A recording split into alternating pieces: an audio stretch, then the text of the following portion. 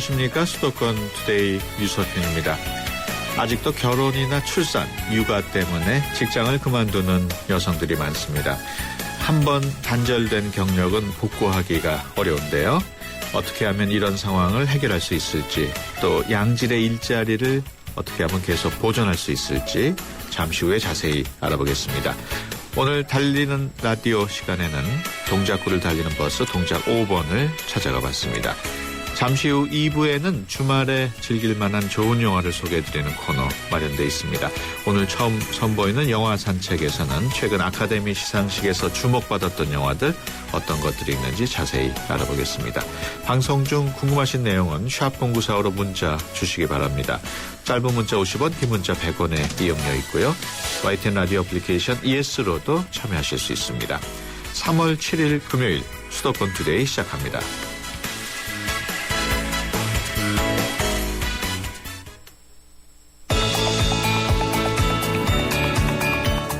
여러분은 지금 대한민국 유일의 수도권 전문 프로그램 YTN 수도권 투데이를 듣고 계십니다.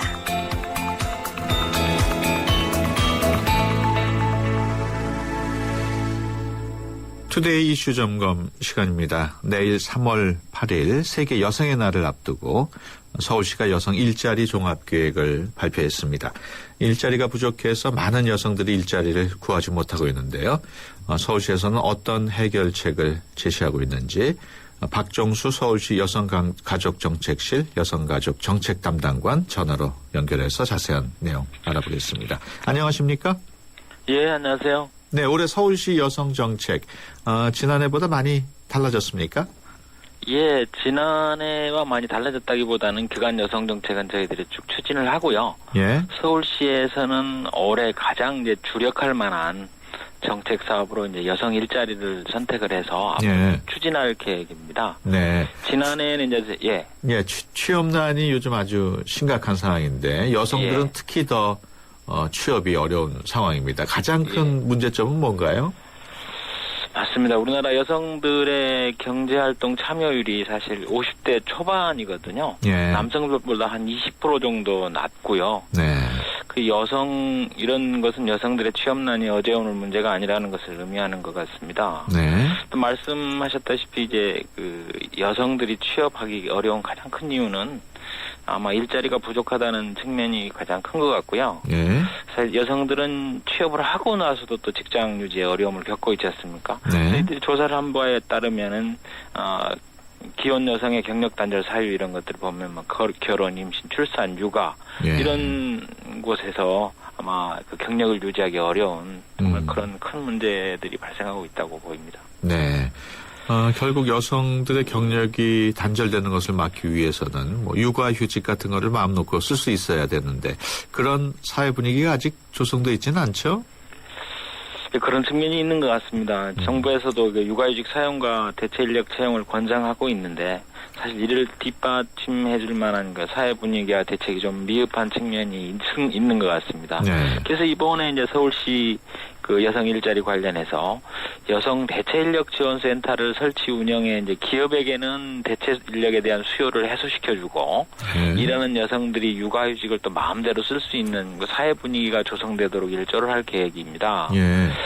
또 그리고 이제 경력 단절 예방을 위해서 서울시에서 지금 여성 친화 일촌 기업들이 좀 있거든요. 이 기업들과 MOU도 체결을 해서 이 기업들이 탄력적인 근무라든지 출산 양육 및 교육 지원 등의 가족 친화 문화를 조성하도록 서울시와 함께 노력을 하고요. 서울시도 또 경력 예방 대책과 함께 진로와 적성에 맞는 직업을 고민하는 청년 여성과 지금 다문화 가족들이 많기 때문에 일자리가 절실한 또 결혼 이민 여성들도 있거든요. 이런 분들의 사회생활을 첫 단추를 잘 끼우는 이런 일자리도 좀 마련할 그럴 계획입니다. 네, 여성 대체 인력 지원 센터라는 게 어떤 건물입니까? 단체. 이 여성 대체 인력 지원 센터에는 이제 일단 대체 인력을 이제 저희들이 확보를 해서 기업들한테 이제 이렇게 공급해 주는 건데요. 우선 대체 인력들이 필요한 기업들 대상으로 이제 수요 조사를 할 계획입니다. 그리고 이제 대체인력센터에 저희들이 사전에 등록한 신청자들을 이제 토대로 해가지고 네. 사무직이나 회계사, 교육 강사 등 여러 분야로 대체인력 그룹을 구성할 계획인데요. 여기에는 뭐 기존에 자격증이 있어도 뭐 일을 하지 못하시는 분들이라든지 우수한 경력을 소지하고 있으면서도 뭐 나이 등으로 또 재취업에 성공하지 못한 분들이 주로 참여하게 될 것 같습니다. 네. 그리고 또한 이 센터에서는 그 사전 검증 과정과 그 이분들의 역량 강화를 위한 직무 교육을 통해서 즉시 취업이 가능한 이런 인력을 적시에 공급할 수 있는 체제를 갖출 계획입니다. 대체인력지원센터 어디에 있습니까? 저희들이 지금 대체인력 지원센터를 저희 여성발전센터가 이제 5곳이 있고요. 예. 여성능력개발원이 하나 있습니다. 해서 한 6곳 정도를 저희들이 대체인력센터로 지정을 운영을 하고 본인이 대체인력 지원센터에 등록하고 싶은 사람들은 어떻게 해야 되나요? 여성능력개발원이나 예. 여성발전센터의 홈페이지를 통해서 신청하시면 될 것 같습니다. 네, 그렇군요. 지금 뭐 대체인력 얘기가 쭉 나오고 있습니다만 어떤 인력들을 말하는 걸까요? 저희들이 기존에 이제 그 수요 조사를 해보니까요. 네. 그 기업들이 필요로 하는 직종들이 일부 있습니다. 보니까 이제 사무직 하시는 분들도 필요하고요. 회계직 하시는 분들도 좀 필요하고요. 교육 강사 이런 분들도 많이 필요하고 이런 순서대로 이제 그 수요 직종들이 있거든요. 그래서 이 분야에 기존에 뭐 근무를 했던 분이라든지 아니면 새로 뭐 어떤 자격증을 가지고 있는 분들이라든지 이런 분들로 저희들이 분야별로 이렇게 분류를 해서 그분들에 맞는 맞춤 교육을 실시할 이럴 계획입니다. 예. 아주 그 전문직 같은 경우에는 대체 인력을 구하기가 어렵지 않을까요? 예를 들어서 방송국 PD라든가. 우리 이제 직업 인력개발 여성 인력개발 기관들에서 일단 그 지역별로 맞는 특화된 교육 훈련 프로그램은 하고 있는데요. 네. 아주 전문적인 분야는 모르겠습니다만은 네. 이제 저희들이 장롱면허증이라고 해가지고 사실 그 분야에 전문적인 능력이 있음에도 불구하고 사실 뭐 용기가 없어서라든지 네. 아직 정보가 없어서 이런 참여를 못하고 계시는 분들도 많다고 저희들이 추정을 하고 있거든요. 그래서 그분들을 적극적으로 끌어내는 이런 작업들을 계속할 계획입니다. 많은 여성들이 직장하고 가정 살림을 함께 하면서 어려움을 겪고 있는데 이런 여성들을 위한 지원 대책도 있습니까? 예, 저희 서울시에서 이제 일하는 여성분들의 복지 지원을 위해서도 좀 몇 가지 시책들을 하고 있는데요. 지금 올해부터는 우리 여성가족재단에 일가정양립지원센터를 만들어서 일과 가정이 양립할 수 있는 일과 가정을 함께 좀 동시에 잘할 수 있는 그런 직장맘들 대상으로 좀 지원을 할 생각이고요. 그다음에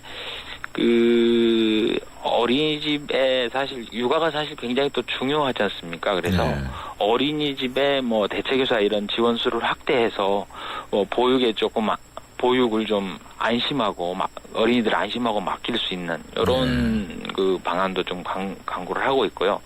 특히 이제 일부 몇 시간만 또 맡기려고 하는 어머니들도 수요도 많은 것 같아요. 그래서 시간제 보육기관도 저희들이 확충을 쭉 해서 올해는 한 46개 정도, 이런 기관 좀 확대를 해서 시간제 보육도 활성화하도록 이런 노력들을 하고 있습니다. 네.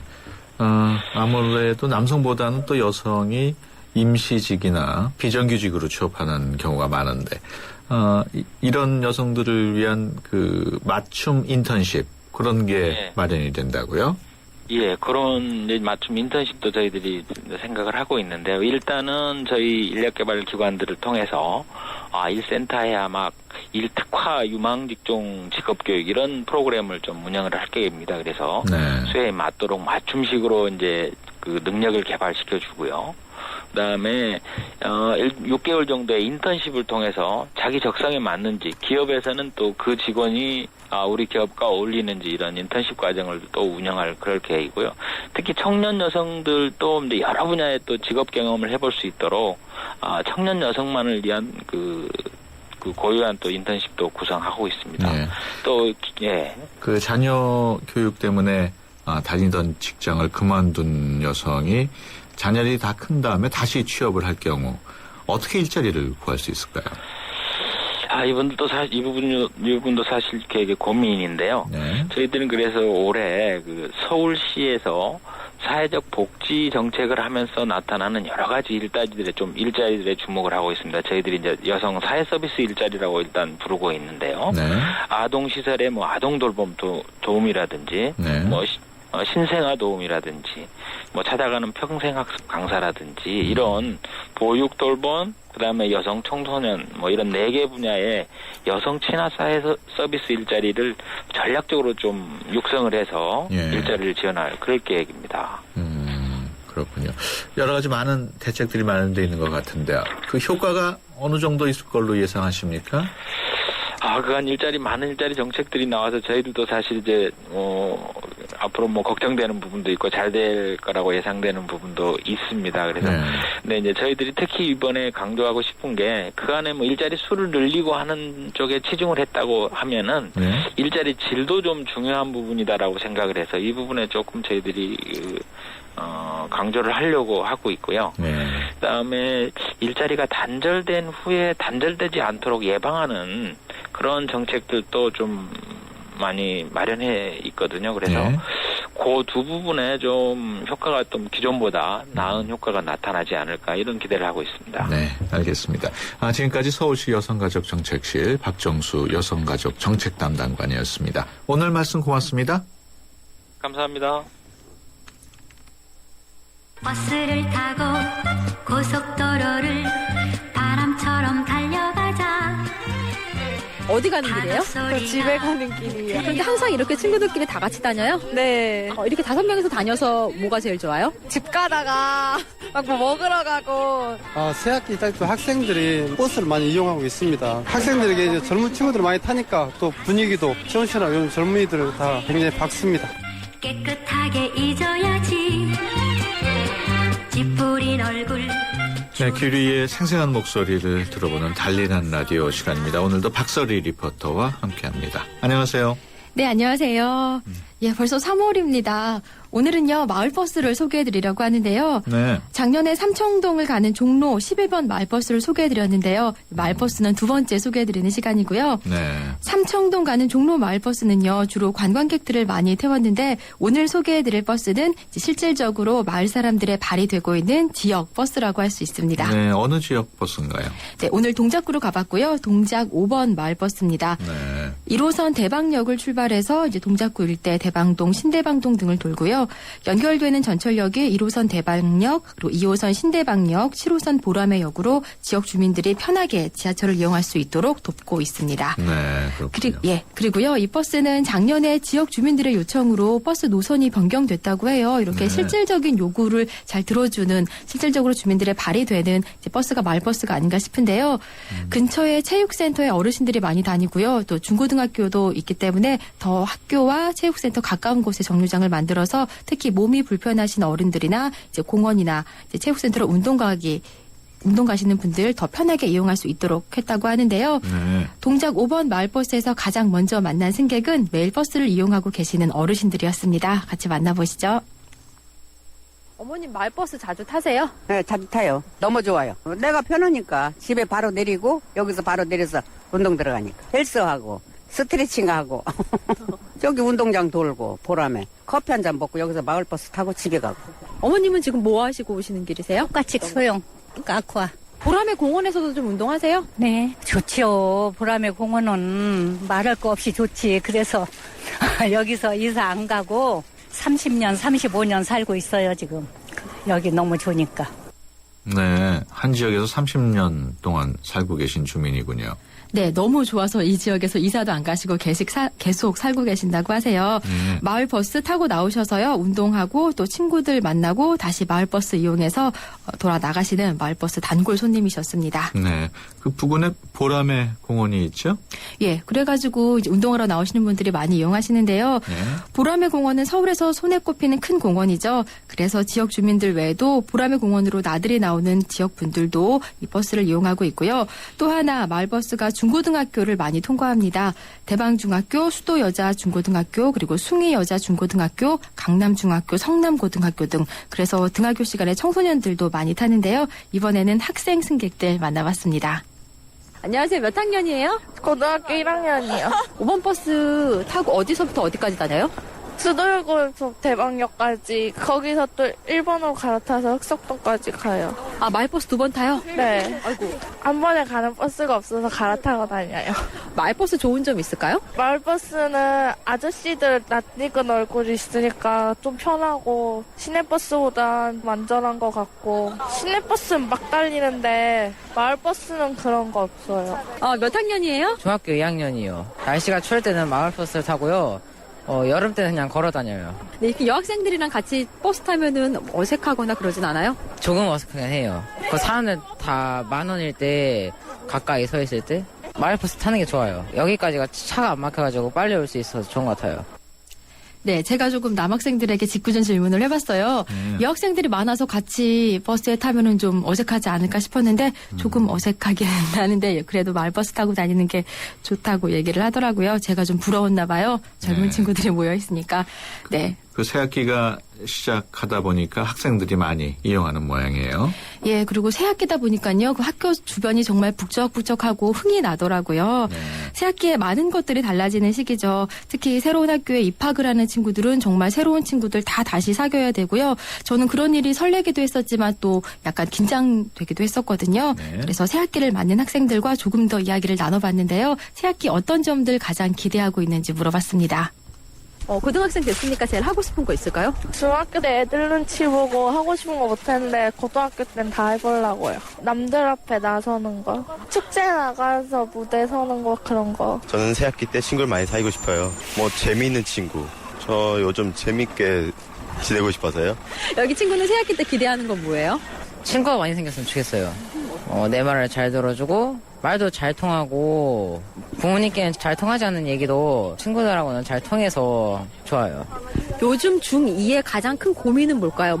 공부 걱정하는 아이들도 많고 새 친구들하고 같이 학교 생활 잘 마무리했으면 좋겠어요. 어떤 친구가 되고 싶다? 어떤 친구 사귀고 싶다? 솔직한 친구? 착하고 남욕 안 하는 친구 사귀고 싶어요. 네, 역시 학생들이 학교 생활에서 가장 중요하게 생각하는 건 친구구나라는 생각을 했고요. 중학교 때는 친구들 눈치가 보여가지고 뭐 하고 싶은 걸 마음껏 못했는데 이제 고등학교 가서 하고 싶은 걸 많이 하고 싶다라는 이야기를 듣고 아, 참 주변 환경 친구들이 많이 중요하구나라는 생각을 했습니다. 예, 그런데요, 이제 기사님을 소개해드릴 시간인데요. 서울 시내버스랑 마을버스가 조금 다르다고 합니다. 시내버스는 중공영제로 서울시에서 운영을 하는데요. 마을버스 같은 경우에는 각 회사별로 운영을 하고 있어서요. 시내버스보다는 일하시는 여건이 불편한 점이 많다고 해요. 뭐 급여도 많이 차이가 나고요. 또 복지도 많이 차이가 나고요. 또 마을버스의 경우에는 회사마다 이제 천차만별이기 때문에 일하시는 여건이 많이 다르다고 하더라고요. 특히 짧은 거리를 계속 운행하다 보니까 휴식 시간 충분치 않아서요. 기사님들하고 긴 이야기를 나누는 것도 좀 할 수 없었거든요. 마을버스 이용하시는 승객들에게 그래도 당부하고 싶다는 이야기 있으셔서 기사님 이야기 들어봤습니다. 단 시내버스와 틀린 점은 마을버스는 이제 골목길 많이 다니다 보니까 주민들을 위해서 우리가 봉사한다는 생각으로 많이 노력을 하고 있습니다. 애로사항이 있다고 그러면은 나이 드신 분들 우리는 이제 많이 활용하다 보니까 거동이 좀 불편한 분들 많이 타고 계세요. 그러니까 시간에 우리가 많이 좀 쫓기죠. 그런 부분들이 애로사항이 좀 많이 있습니다. 학생들 좀 더 부모님들답게 나이 드신 분들 오시면은 그런 부분 자리 양보를 좀 많이 해주셨으면 감사하겠다 생각하고 있겠습니다. 네, 자리 양보를 부탁하시네요. 네, 지난주에도 기사님들이 학생들 많이 타면 자리 좀 어르신들에게 양보해줬으면 좋겠다라고 말씀하셨는데요. 이번에도 역시 학생들이 많이 타다 보니까 이런 당부의 말씀을 하셨습니다. 제가 이제 달리는 라디오 코너 하면서요. 꼭 바뀌었으면 좋겠다 싶은 버스 문화가 있는데요. 하나는 어른들에게 자리 좀 양보하기, 그리고 두 번째는 버스 타면서 기사님들에게 먼저 인사하기. 이거 실천하면 정말 좋을 것 같습니다. 예, 달리는 라디오에 참여하고 싶은 기사님들 신청 받고 있죠? 예, 이쪽으로 신청해 주시면은 제가 가겠습니다. 샵 0945번으로 문자 보내주시고요. 어느 노선인지 알려주시면 전화 드리고 가겠습니다. 네, 박세리 리포터 수고했습니다. 네, 감사합니다. 네, 수도권 투데이 1부 여기서 마치고요. 잠시 뒤 2부에서 뵙겠습니다. 2014 YTN 연중기획 함께하는 미래 창조 대한민국. 평창 동계올림픽 프레젠테이션을 성공적으로 이끈 나승현 국제스포츠협력센터 이사입니다. 대한민국의 미래는 팀워크, 즉 소통이죠. 올해는 스포츠 행사가 정말 많은 한 해이죠. 근데 선수들이 최고의 모습을 보여주면서 우리에게 감동을 전할 때 가장 중요한 것은 어떻게 보면 팀워크라고 생각합니다.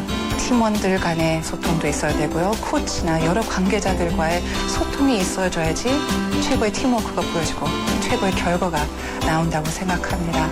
이렇듯 스포츠 분야 외에도 사회 각 분야에서 우리가 소통을 좀 더 잘할 수 있다면 더 좋은 팀워크를 보여줄 수 있고 그러면 대한민국의 미래는 더 밝지 않을까요?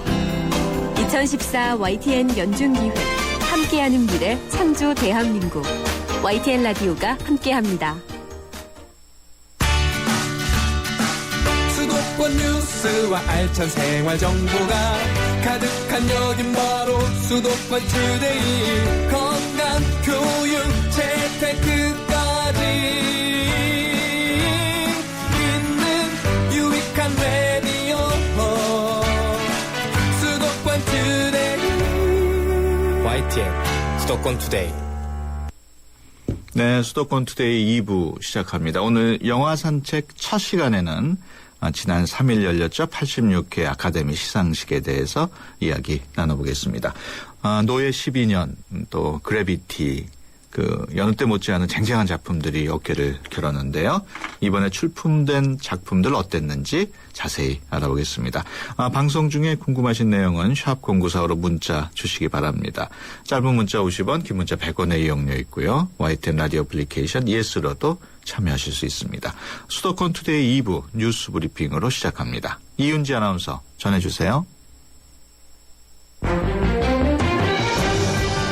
네, 수도권 뉴스 브리핑입니다. 공무원 간첩 사건 증거 조작 의혹과 관련해 국정원 협력자로 알려진 중국 국적 탈북자가 자살을 기도했습니다. 대검찰청 진상조사팀은 탈북자 A씨가 어제 새벽까지 검찰 조사를 받고 돌아간 뒤 서울 영등포 모텔에서 자살을 시도했다고 밝혔습니다. A씨가 자살을 기도한 모텔방에서는 A4 용지 넉 장짜리 유서가 발견됐고 벽면에는 혈서로 국정원이라고 쓰여있던 것으로 확인됐습니다. 유서에는 박근혜 대통령에게 국정원 개혁을 요구하고 야당은 이번 사건을 정치적으로 이용하지 말라는 내용이 포함된 것으로 알려졌습니다. 검찰은 A씨가 어제까지 모두 3차례 소환 조사를 받았고 귀가한 뒤 담당 검사에서 검사에게 자살을 암시하는 문자 메시지를 보냈다고 밝혔습니다.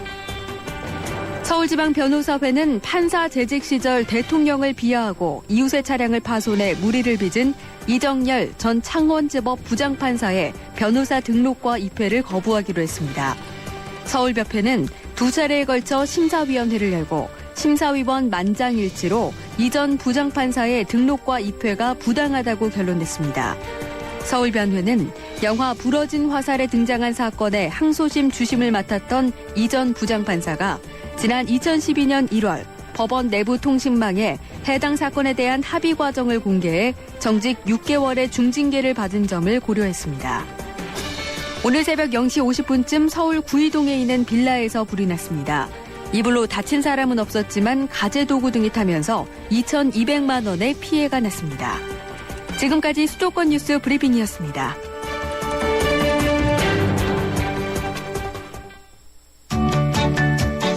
수도권 투데이. 네, 주말에 함께하면 좋을 영화 또 놓쳐서는 안 되는 영화 이야기를 전해드리는 영화 산책 첫 시간입니다. 최근 영화계 최고의 이슈는 지난 3일 열렸던 86회 아카데미 시상식이었죠. 이번 아카데미 시상식에서 어떤 영화에 주목해야 하는지 영화평론가 오동준 씨와 함께 자세히 알아보겠습니다. 안녕하세요. 네, 안녕하십니까. 네, 지난 3일 아카데미 시상식이 열렸는데 네. 그 수상작이나 후보작 중에 이미 국내에서 개봉된 작품들도 있었죠? 네, 사실은 예전 같으면 아카데미 이후에 영화 개봉되기 마련인데요. 네. 요즘은 한 주 전이나 2주 전쯤에 개봉이 됐었죠. 그래서 네. 아카데미 후보작 중에서 가장 관심을 모았다 이번에 수상대회에서 탈락한 아메리칸 허스를 비롯해서 말씀하신 네. 노예 12년 그리고 달라스 바이어스 클럽 네. 등등 여러 편이 국내에서 이미 개봉을 했습니다. 네. 먼저 개봉을 했거나 그리고 아카데미 시상식에 맞춰서 개봉을 하거나요. 예. 비슷하게 앞뒤로 개봉이 됐었죠. 예. 네. 그래비티의 경우에는 지난해 아주 많은 사랑을 받았었는데 네. 어떻게 보셨나요? 제가 사실은 그래비티를 보고 그런 평을 한번 썼었는데요. 네. 앞으로 여러분들의 인생은 그래비티를 봤느냐 보지 않았느냐에 따라서 예. 달라질 것이다 이런 얘기를 했었고요. 아주 의미심장한. 예전에 그 스페이스 오디세이 2001이라는 예. 그런 영화가 있었는데. 그좀 옛날 영화죠? 그렇죠. 네. 그 영화가 그 정도의 어떤 그런 뭐랄까요? 이 터닝 포인트를 마련했던 그런 작품이었는데요. 이번 알폰소 쿠아론의 그래비티가 미학적인 측면에서나 철학적인 측면에서나 또 영화 기술적인 측면에서 그런 분수령이 됐던 작품이라고 생각합니다. 이번에 상도 많이 받았어요. 감독상 받았고요. 예. 멕시코 감독이죠. 예. 할리우드에서 활동하고 있습니다만 멕시코의 3대 감독 중에 한 명이었고 여러분들이 정말 기억하시는 작품은 대중적으로는 해리포터 시리즈 네. 중에 한 편을 만들었었고요. 아즈카반의 죄수 이런 부제를 달고 있었는데 네. 해리포터 시리즈 중에서 가장 다크한 그 좀 어두운 그런 시리즈를 만들었던 감독이고 남미 감독답게 정치적으로나 철학적으로 깊이가 있는 그런 감독으로 평가받고 있습니다. 그렇군요. 사실 제가 그래비티를 아직 못 봤는데 지금 오동진 평론가 얘기를 듣고 반드시 한번 봐야겠다 이런 생각을 하게 되네요. 네, 오프닝 시퀀스가 네. 7분 정도의 그 원신 원컷 장면이에요. 그러니까 커트가 나눠지지 않는 분할되지 않는 그런 장면인데 예. 보통 영화에서 굉장히 어려운 장면 아니겠습니까? 그래서 그런 그 아주 멋진 장면을 오프닝 장면으로 담고 있고 우주의 광활한 그런 심연의 그 모습이 마치 그 인간의 마음속 심연과 동일시되는 그런 철학적 내용을 담고 있습니다. 그렇군요. 이번에 치열한 경학대 작품상 노예 12년이 받았어요. 지금 우리나라에서도 개봉이 됐죠? 네. 올바른 대접은 받고 있지 못합니다만. 예, 그렇습니까? 작품상을 받았고요. 이 작품이 주목을 받았던 이유는 저는 사실은 작품상이나 감독상을 타지 못할 것이다 이렇게 예상을 했었고요. 그게 작품의 어떤 그런 질적인 측면이 아니라 감독이 흑인 감독입니다. 이 스티브 맥킨 예전에 그 정말 올드 팬들이 많이 좋아하시는 옛날 배우 그 스티브 맥킨하고 이름이 똑같은 영국 출신의 흑인 감독인데 아카데미가 배우 개인상한테는 그 인종적으로 오픈을 시켰는데요. 감독이나 작품상 제작자에게는 아직 열리지 않았던 문이 그 이런 작품상 감독상 부분이었습니다. 그래서 노예 12년이 과연 작품상을 탈 것인가 아카데미가 그만큼 변모했는가 이런 측면들을 생각했었는데 과감하게 스티브 맥킨의 노예 12년의 작품상을 수여를 했죠. 그래서 굉장히 그 화제를 모았고요. 어쨌든 그 미국이 여전히 그 예전에 가졌던 노예제도의 트라우마를 역사적으로 갖고 있고 그것을 어떻게든 지금 긴 역사가 지났습니다만 계속해서 극복해내려고 하는 그런 정신적 태도를 갖고 있다. 이런 것을 다시 한번 입증한 사례가 아닌가 싶습니다. 네. 노예 12년이 작품상을 받고 난 뒤에 국내 개봉 그 관객들한테도 좀 영향을 미쳤나요? 좀 늘어났나요? 어떻습니까? 약간 늘어났습니다. 약간. 네, 그래서 현재 한 20만 정도의 관객을 모았는데요.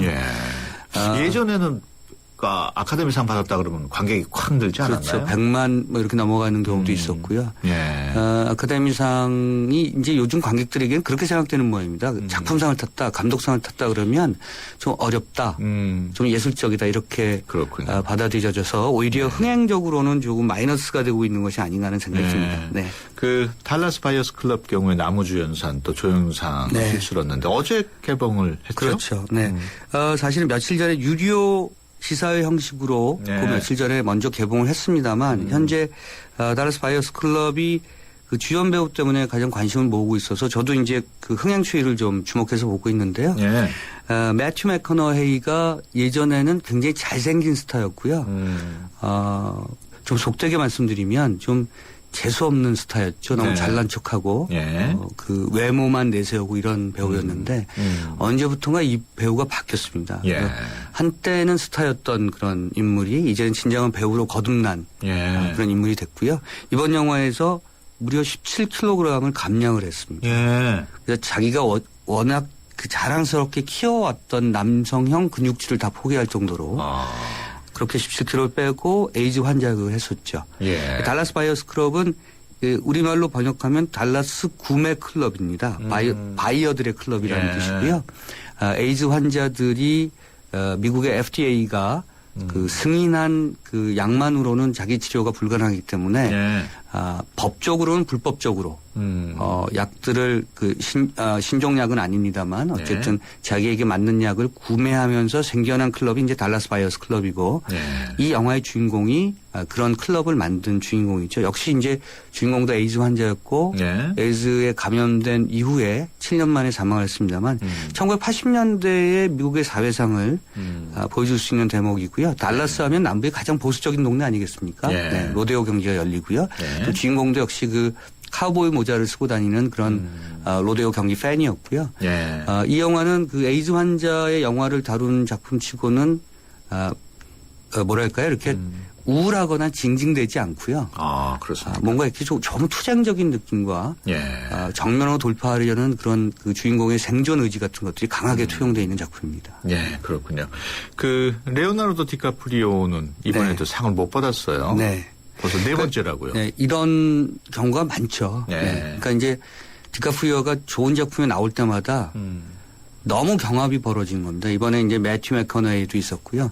아메리칸 허슬의 그 크리스찬 베일 예전에 배트맨 주인공을 했었던 그런 배우죠. 크리스찬 베일은 이번에 거의 20kg를 찌웠어요. 매튜 맥커너이는 살을 뺐고요. 이 친구는 찌었죠. 그래서 그 아카데미상이 열리기 전에 체중계가 수상 여부를 결정할 것이다. 뭐 이런 얘기까지 있었는데 워낙 이제 남자 배우들은 경합이 심했습니다. 좋은 배우들이 너무 많았고. 그래서 물론 디카프리오가 이번에 그 울프 오브 월스트리트에서 굉장히 좋은 역할을 했고요. 굉장히 좋은 연기를 보였습니다만 사실은 운인 거죠.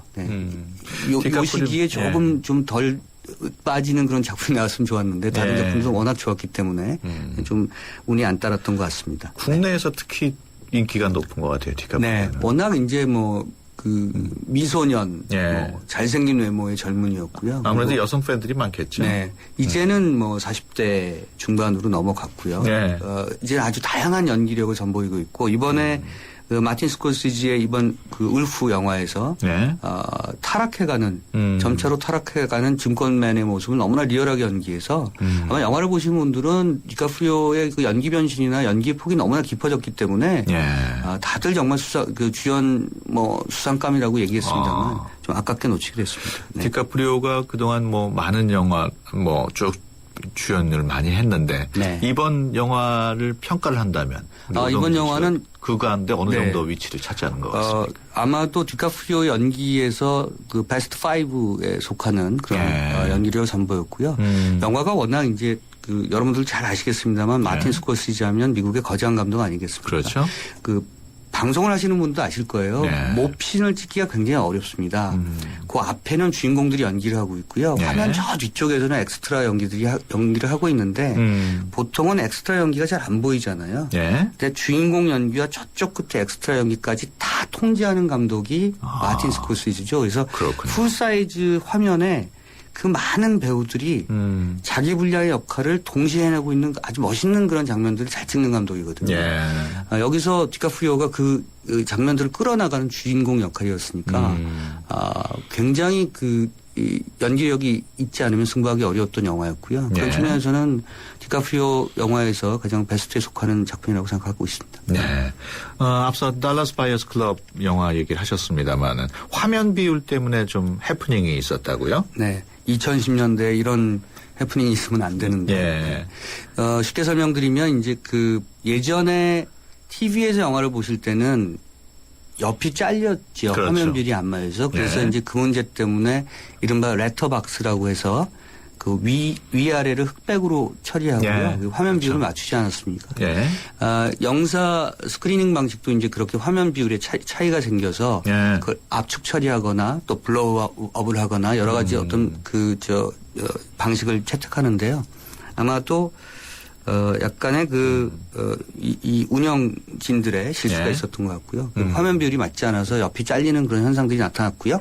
아마 지방 극장 그 상영관들이 아마 이번 주말 지나서부터 아마 해결이 된다는 그런 소식입니다. 이건 잠깐 뭐 다른 얘기입니다만 요즘 그 지방극장들도 서울처럼 다 멀티 영화관 그렇죠. 다 바뀌었습니까? 물론 이제 광역화된 도시는 대부분 멀티플렉스고요. 네. 옛날처럼 소도시는 하나만 하는 영화관은 거의 없어진 말이죠. 단관극장이라고 해서 보통 2,000석, 3,000석 하지 않았습니까? 네. 예전에 아마 서울 종로 트라이앵글 그 지역을 보시면 네. 단성사, 피카디리 그리고 지금 현재 남아있는 서울극장이 네. 단관극장이었고 2,000석 이상이었죠. 아마 왕가이의 아비정전 이런 영화를 그런 단관극장에서 보셨는데요. 지방에도 이제 극장이 그 이른바 대기업 극장은 아닙니다만 지방의 그 개인이 소유한 극장이지만 예전처럼 단관극장은 아니고요. 복합관으로 바뀌었죠. 그러니까 2,000석을 뭐 400석, 200석, 600석 이렇게 잘라서 몇 개관으로 운영하고 있는 그런 시스템으로 다 바뀌었습니다. 네. 지금 뭐 단성사, 피카딜리 이런 얘기를 하니까 옛날 생각이 나는데 네. 단성사는 지금 없어졌죠. 네. 피카딜리는 대기업 극장 운영권으로 넘어갔고요. 사실상 이제 종로 트라이앵글이라고 하는 그런 그 골든 트라이앵글이라고 있습니다. 거기서 모든 그 영화의 흥행 성적이 나왔었는데 골든 트라이앵글은 없어졌죠. 단성사는 지금 뭐 합니까? 그 건물은? 그 건물 아주 우여곡절을 많이 겪었고요. 아마 소유권이 여러 사람들에게 넘어갔던 것으로 알려져 있습니다. 사실 단성사는 옛날 건물을 보존할 만한 그런 영화관 아니겠습니까? 그런 극장도 있죠. 스카라 극장, 영보 극장 아마 기억하시는 분들도 있을 텐데 스카라 극장 같은 경우는 아예 철거가 됐죠. 그래서 정말 아까운 건물들이 다 없어졌습니다. 그 예전에는 뭐 아카데미 영화자 상반을 받으면 그 영화가 큰 인기를 누린다는 얘기 앞서 했습니다만은 그럴 경우에 영화가 뭐 재상영되기도 하고 상영관이 늘어나기도 하고 요즘은 안 그런 추세 모양이죠. 그러니까 이제 영화를 수입하는 그 외국 영화 수입사들이 아카데미 수상작들을 수입할 때 오히려 단가를 굉장히 저렴하게 들여오려고 노력하는 거죠. 오히려 관객이 떨어진다고 생각하는 거고요. 그런데 이제 수입을 하는 입장에서는 이런 영화들을 또 안 가져올 수 없는 뭐 영화적 자존심도 있고요. 그래서 국내로 수입해 들여오는데 이렇게 성적이 안 좋으면 언젠가는 아카데미 그 수상작들이 국내에서 상영되지 않는 기이한 현상이 벌어지지 않을까 이런 저는 개인적으로 그런 걱정도 합니다만 조금은 그 예술적인 작품이고 대중적으로 그러니까 성찰적 대중영화라고 표현할까요? 이런 영화들에 대해서도 많은 분들이 좀 관심을 가져주시면 좋을 것 같습니다. 알겠습니다. 그럼 여기서 잠깐 쉬고 우리 영화 중에서 노래 음악 한번. 제가 아까 아메리칸 허슬 말씀드렸는데 요즘 영화들이 70년대, 80년대를 시대 배경으로 하고 있는 영화들이 굉장히 많거든요. 아메리칸 허슬에 나오는 여러분들 좋아하시는 노래 엘튼 존의 Goodbye Yellow Brick Road 들려드리겠습니다. 네.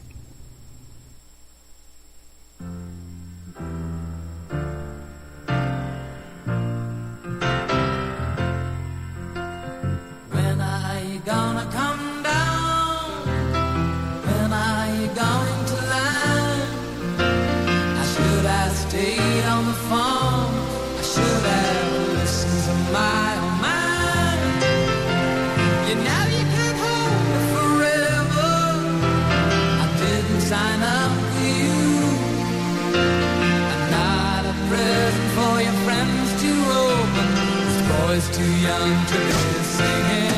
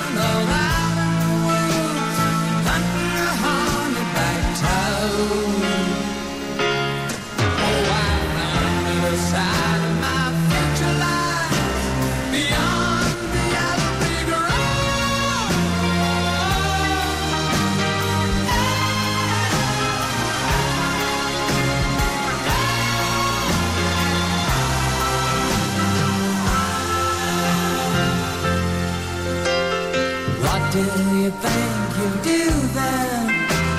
I bet to shoot down the plane. It'll take you a couple of odd urine towns to set you on your feet again.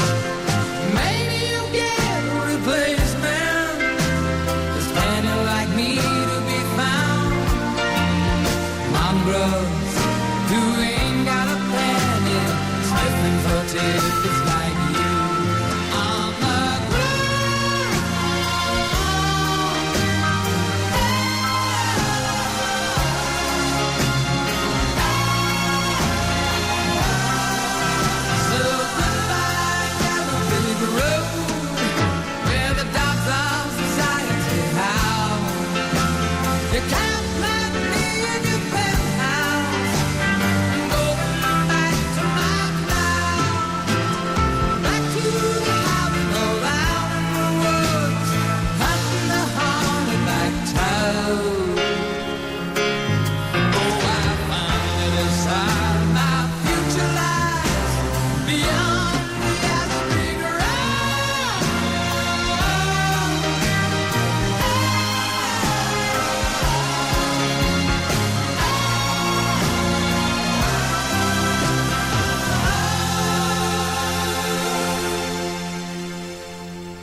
네, 엘튼 존의 옐로우 브릭. 굿바이 옐로우 브릭. 네, 오랜만에 그 영화 들었죠. 네. 어느 아메리카노들이 이제 미국인 사기꾼, 한 쌍의 사기꾼 네. 얘기거든요. 그래서 네. 이 친구들이 정말 사기를 잘 치고 살다가 네. 이제 FBI에 잡히고 여러 가지 그 어려움을 겪게 되는 과정에서 둘 사이에 역시 또 로맨스가 있고요. 그 네. 과정에서 나오는 둘의 그 뭐 미러까지는 아닙니다만 그렇군요. 좋아하는 그런 관계를 보여줄 때 나온 노래고요. 아메리카노들은 1970년대가 배경이고요. 요즘 한 가지 특이할 만한 사항은 할리우드 영화가 70년대를 많이 회귀하고 있습니다. 네. 왜 70년대를 보여주려고 하는 것일까? 아마도 그 80년대의 그 레이건 시대 이후에 네. 미국 사회가 풍요로운 자본주의 사회가 됐습니다만은 정신적으로는 좀 퇴행했던 그런 구조를 좀 염려하는 것 같고요. 70년대 풍부했던 문화유산, 정신적인 유산을 다시 한번 이어받겠다. 이런 그 정서들이 할리우드 영화들에게 많은 그 70년대 영화들을 양산시키고 있는 것이 아닌가 이렇게 생각됩니다. 그렇군요. 네. 최근에 그 논스톱이라는 영화가 아주 인기라고요. 이게 오랜만에 그 비행기 하이제킹 영화입니다. 네. 하이제킹하면 이제 운항 중인 배나 그 비행기를 납치하는 행위잖아요. 예. 하이제킹 영화가 나올 수가 없었죠. 지난 10년간. 네. 9.11 테러 사건 이후에. 그렇죠. 네, 비행기 하면 이제 미국인들이 그런 공포를 갖고 있었기 때문에 한 번도 안 나와도 정말 거의 10여 년 만에 나온 작품이고요. 네. 여러분들이 그 타이큰이라는 영화 때문에 좋아하는 리암 니슨 배우. 리암 니슨이라는 배우가 이제 하이제킹된 비행기를 구하는 그런 항공기 보안 요원 역할로 나오는 그런 액션 영화입니다. 근데 이 영화가 인기를 모으는 이유는요. 리암 니슨이 지금 63세거든요. 그렇군요. 그러니까 실베스터 스텔론, 뭐 아놀드 슈와르츠네거 다 사실은 액션 스타로서 은퇴하고 있지 않습니까? 근데 리암 니슨이 이상하게도 나이 먹은 액션 그 배우만이 아니라 아버지의 이미지를 줘요. 그렇군요. 왠지 항상 나를 구해줄 것 같은 아버지. 저 옛날에 TV V 시리즈에도 젊었을 때 나왔던 그렇죠. 그 생각이 나네요. 그래서 이 리암 니슨이 항상 그런 이미지 때문에 많은 관객들이 남녀노소를 불문하고 열광하고 있는 것이 아닌가. 그래서 이 영화도 지금 굉장히 인기입니다. 박스오피스 1, 2위를 다투고 있습니다. 지금 시간이 거의 다 됐습니다만 만신이라는 한국 영화 짤막하게. 네, 영화 제가 한 10분 정도 소개해드리고 싶은데 박찬욱 감독의 친동생 박찬경 감독이 만든 거고요. 만든 작품이고요. 다큐멘터리와 드라마를 섞은 겁니다. 그리고 우리 그 만신 무당을 높여 부르는 말이죠. 김금화 여사의 일생을 다룬 작품인데요. 유명한 만신. 그렇죠. 근데 이게 다큐멘터리도 아니고 드라마도 아니고 두 장르가 혼합되어 있습니다. 아주 특이한 작품이 나왔고요. 아마 이런 작품이 한국 영화의 새로운 어떤 위학적 성취를 이루는 데 큰 역할을 할 것이라고 생각합니다. 그렇군요. 오늘 많은 영화 소개를 해드렸는데 이 중에 하나만 주말에 좀 봤으면 좋겠다 하고 우리 청취자 여러분께 소개해 주시죠. 하나만 고른다면. 하나만 너무 어렵나요? 두 개 골라. 세 개 골라드리겠습니다. 나이 든 분, 젊은 분. 나이 드신 분들은 논스톱 쉽게 보시고요. 젊으신 분들은 달라스 바이어스 클럽, 만신 보시면 좋을 것 같습니다. 그렇군요. 그 노예 12년은 추천을 안 하시나요? 물론 이제 그도 보시면 좋고요. 알겠습니다. 지금까지 오동진 영화평론가와 함께했습니다. 오늘 말씀 고맙습니다. 네, 감사합니다. 백화점 15% 할인받은 진우씨, 대형마트 15% 싸게 산 진이 엄마, 대중교통 15% 할인받는 박대리. 이들은 에이블 카드를 쓴다. 15% 할인은 물론 포인트가 CMA에 모여 이자까지 쌓는다. 카드 생활의 리메이크 에셋 에이버 현대증권. 할인 한도 및 자세한 사항은 홈페이지 참조. 커피. 프림의 가장 많은 첨가물 카제인도. 두 번째 많은 첨가물 인산염도. 전혀 넣지 않은 대한민국 단 하나뿐인 커피.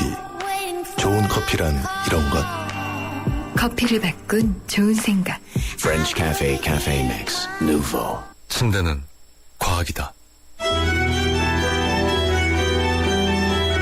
침대과학 50년이 이룬 세계 최고 기술력.